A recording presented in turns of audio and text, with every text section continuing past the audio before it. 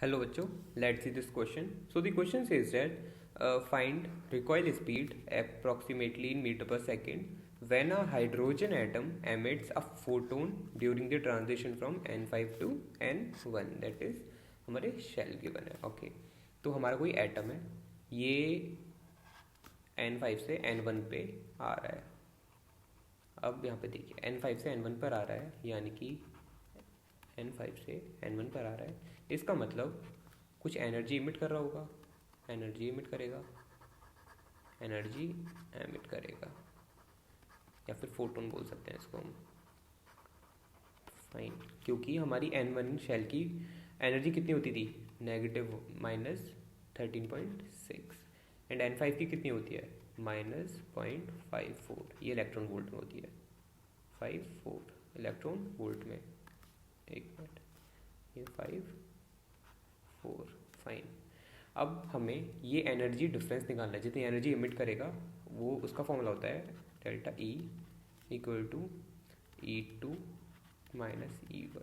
Fine, delta E equal to E2 हमारा negative of 5 4 electron volt minus कहाँ से कहाँ पे आ रहा है, E1 पर आ रहा है, -13.6 इलेक्ट्रॉन वोल्ट.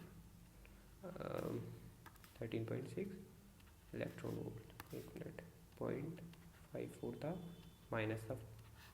ठीक है, इसका आंसर कितना आएगा, इसका आंसर आएगा अराउंड 13.06 इलेक्ट्रॉन वोल्ट. इतनी एनर्जी एमिट कर रहा है. दिस एनर्जी इज एमिटेड, इतनी एनर्जी हमारी एमिट कर रहा है. ये एनर्जी हमारी 13.6 है. फाइन, यहाँ पे लिख लेते हैं energy emit equal to 13.06 electron volt. Fine, अब इन्होंने फोटोन इसमें से बोला है फोटोन निकल रहा है, फोटोन निकल रहा है यही. अब इसकी इन्होंने इससे कुछ मोमेंटम बन जाएगा. अब ये कुछ अपनी वेलोसिटी लेके निकलेगा, तो इससे अब हाइड्रोजन की कुछ रिकॉइल स्पीड होगी, वही इन्होंने हमसे पूछी है. ठीक है, अब ऐसी कुछ भी रिकॉइल स्पीड निकालने के लिए हम यहाँ पे लॉ कंजर्वेशन अप्लाई करते हैं, एक जिसे बोलते हैं लॉ ऑफ लीनियर मोमेंटम, या फिर law of conservation of linear momentum. Linear momentum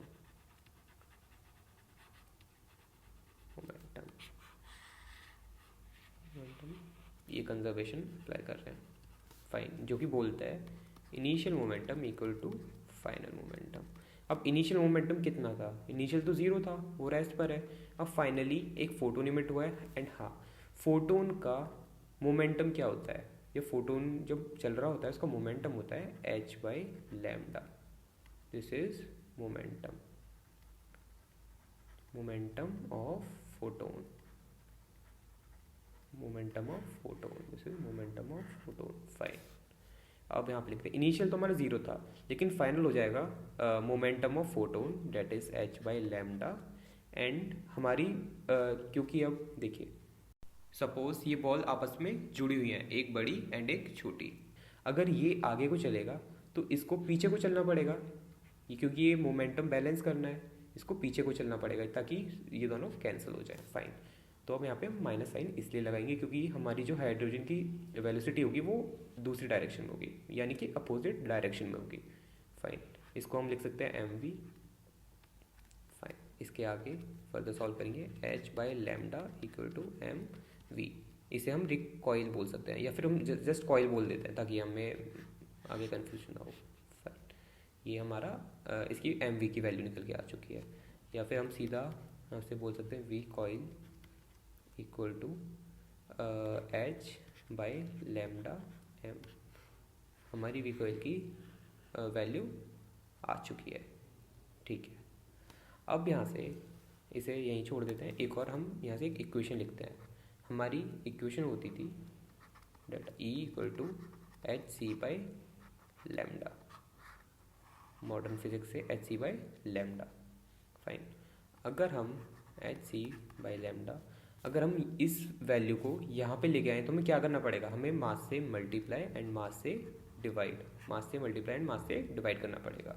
ठीक है, ताकि हमारी ये वैल्यू अब ये वैल्यू हमारी वी कॉइल की बन गई। एंड हमें सी पता है, हमें मास भी पता ही होता है हाइड्रोजन का। फाइन, अब हमारी ये वैल्यू वी कॉइल की बन गई, यानी कि हमारा अब आंसर आया V coil into C into M. ये आया हमारा equal to delta E. And delta E क्या था, डेल्टा ई हमने निकाला था, दिस इज डेल्टा ई, ये रहा डेल्टा ई।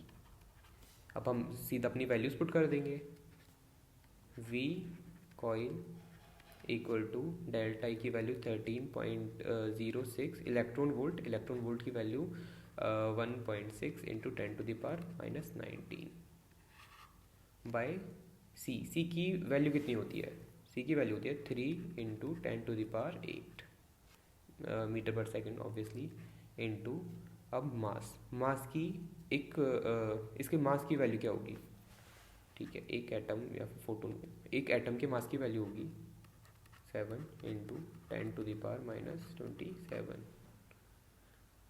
फाइन, अब अगर हम इसे सॉल्व करेंगे तो हमारी वैल्यू आएगी, ये हमारे हाइड्रोजन की मास की वैल्यू हो गई, हाइड्रोजन का एटम की वैल्यू होगी, क्योंकि एक हाइड्रोजन में एक ही प्रोटॉन होता है ना, हाइड्रोजन 1 होता है, एक ही प्रोटॉन होता है, यानी कि इसका मास होगा 1.67 इंटू 10⁻⁻27 kg। हमने सारी यूनिट्स SI में ली है, this is mass of hydrogen. Fine, अब इसे हम फर्दर सॉल्व करेंगे तो हमारा आंसर आएगा around 4.17 metre per second. This is our answer, हमें मीटर पर सेकेंड में ही पूछा है, this is our final answer. तो हमने क्या किया, हमने पहले एनर्जी निकाली, एक्चुअली एनर्जी वो निकाली जो एमिट हुई है, ये हमारी इतनी एनर्जी एमिट हुई थी।